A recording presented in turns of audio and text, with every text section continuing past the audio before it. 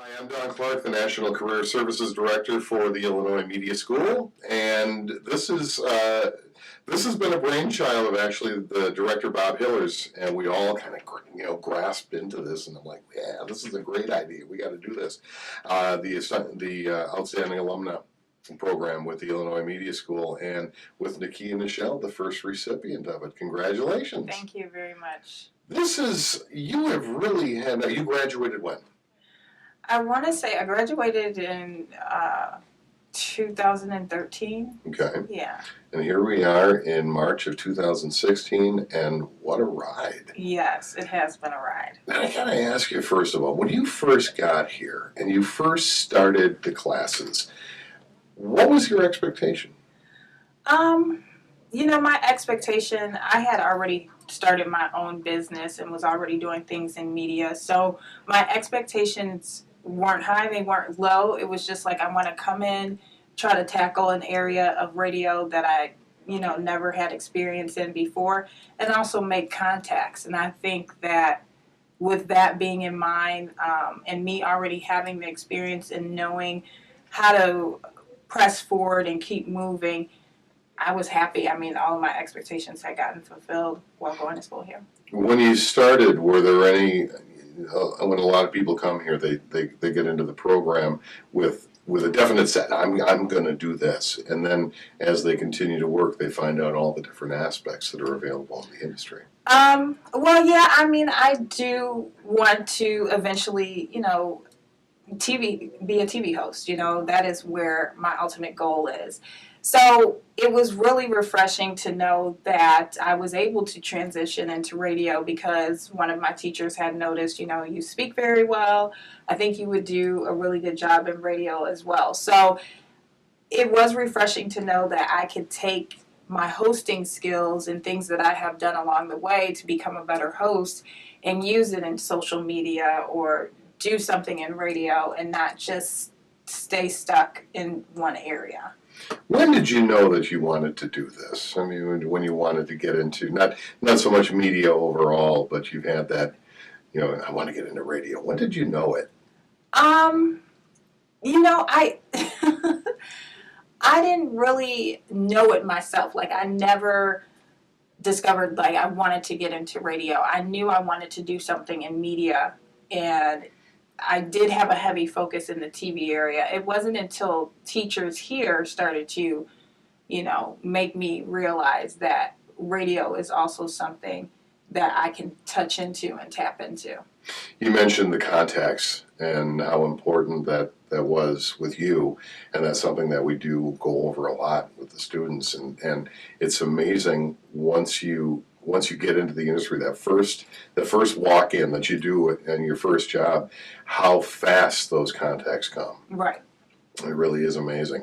And the contacts that you made, I mean, now you started when you first left here. The first job that you had, what was it?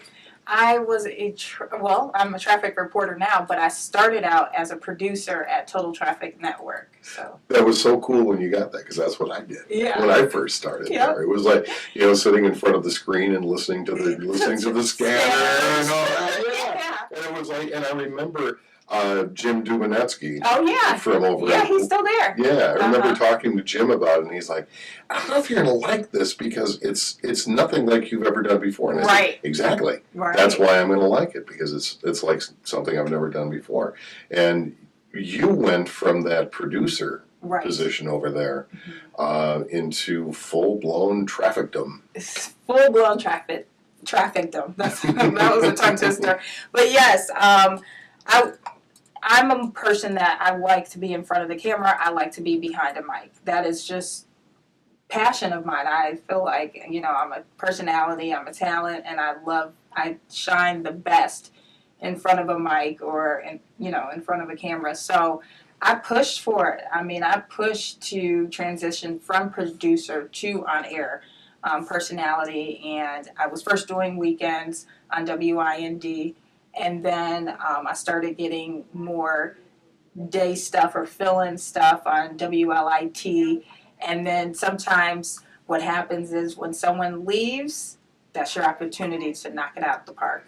And then the TV came from there, and it just continues to go further and further, and we couldn't have thought of anybody better for the alumna, the outstanding alumna for the first one than you, Nekia. It's been great following your career so far, and I still have the Valentine that you gave me when you were here, because I'm like, I'm going to hang on to this because this is going to be worth something one day. I'm going to put it on eBay. The radio work that you did was very extensive. Yes. Starting off with the traffic and working your way into it, but the TV part of it, which is really where your passion is with this. How did that start? So in 2007, I decided to start my own TV show, produce it, and air it here in Chicago. I also had a business partner at that time. We started a show called Flair TV, and we just put it out there. Hey, we're on the map. We're a media outlet for any of these, talented individuals that come in and out of Chicago.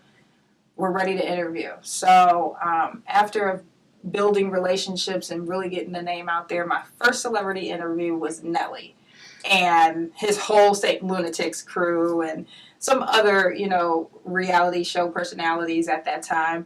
And then once I got Nelly, it propelled from there. I got Queen Latifah. I got Angela Bassett. I mean, just the names grew and grew and grew. So then I decided after a couple of years doing that, me and the business partner that I had split. And I didn't know what I was going to do, how I was going to continue to pursue my TV passion. And I don't even know how I came across, at the time it was called Illinois Center for Broadcasting, but now Illinois Media School. I didn't even know how I came across this school, but I knew I wanted to come here, and I went ahead and took the plunge. So here you are. You're getting ready to do TV in the number 3 market in the country. Knowing what's out there, I mean, the trepidation factor had to have been a little high. Yeah, it is. It's definitely very high. But with what you've seen now, and now that you got into it, and how much it's changed since just from when you got into it. Yeah. I mean, how is that affecting? Does that affect your drive at all, or does it make it better? I have my days where my drive is down. It's like, how am I going to tackle this beast? Because when I started, the YouTube that we have now was not this YouTube today. Like, the YouTube today is, a vital tool and numbers and things of that nature. So yeah, I have my moments where I'm like, how am I going to even get my numbers up or do what I need to do to be seen and heard? But I still try to knock it out the park. I love the challenge of trying to figure things out that I don't know.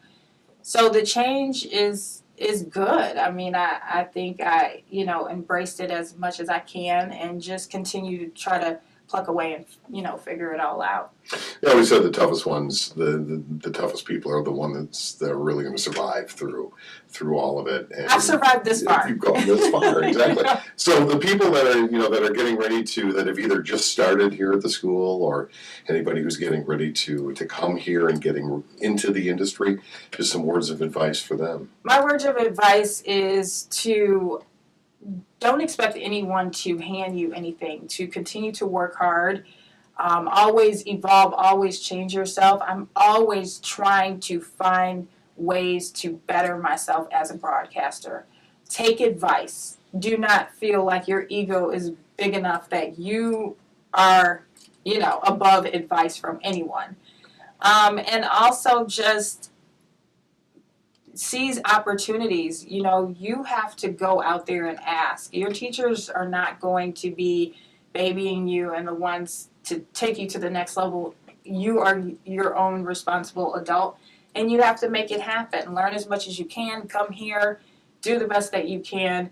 You will really be effective in this industry.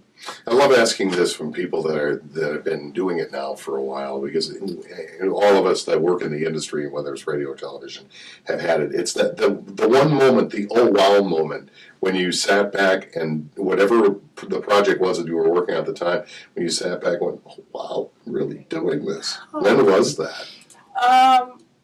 There was several of them. I'd have to say, for me, being on Fatal Attraction on TV One and commentating that, and then seeing people take pictures of me on TV. It's just like, wow, I cannot believe that is me. Or on ABC7, I'm still in awe, or hearing people texting me and hearing my voice on GCI, V103, WLIT. It's just a really great feeling.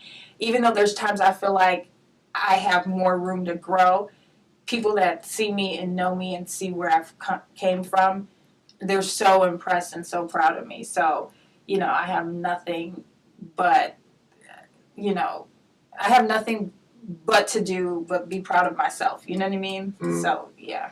It's been great following your career so far. There are certain people that come here that we know right off the bat. We just look at them and go, they've got it.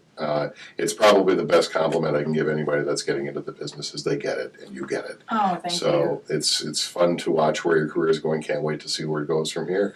It's going to be great. It's a wild ride, It right? sure is. It's the best ride in the world. Outstanding alumna 2016, Nekia and Nichelle with the Illinois Media School. Congratulations and thank you so much. Thank you.